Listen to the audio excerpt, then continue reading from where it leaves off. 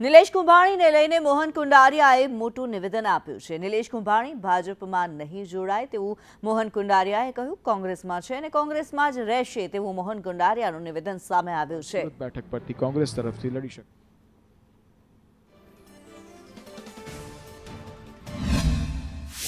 એની ભૂલના કારણે એનું ફોર્મ રદ થયું છે, એના કારણે અમે બિનહરીફ થયા છે। કુંભાણી ફોર્મ પરત ખેંચ્યું તે અત્યારે ચર્ચાઈ રહી છે કે ભાજપમાં આવી રહ્યા છે, લાગે છે એ વસ્તુ જ નથી। કોંગ્રેસના છે અને કોંગ્રેસ સાથે જ રહેવાના છે, એમાં અમારે કોઈ કલ્પના પણ પણ ઇતિહાસમાં નથી। ઇતિહાસમાં અત્યાર સુધીમાં 29 વખત આવા બિનહરીફ થયા છે, એમાં 20 વખત કોંગ્રેસ બિનહરીફ થઈ છે। ત્યારે એને શા માટે કર્યું હતું? એને પોતાનો વિચાર કરવાની જરૂર છે। એક આંગળી બીજાની સામે ચીંધો તો 4 આંગળી આપણી તરફ આવતી હોય। તો કોંગ્રેસના અત્યાર સુધીના ઇતિહાસમાં 29 બિનહરીફ થઈ છે, એમાં 20 તો કોંગ્રેસની જ થઈ છે।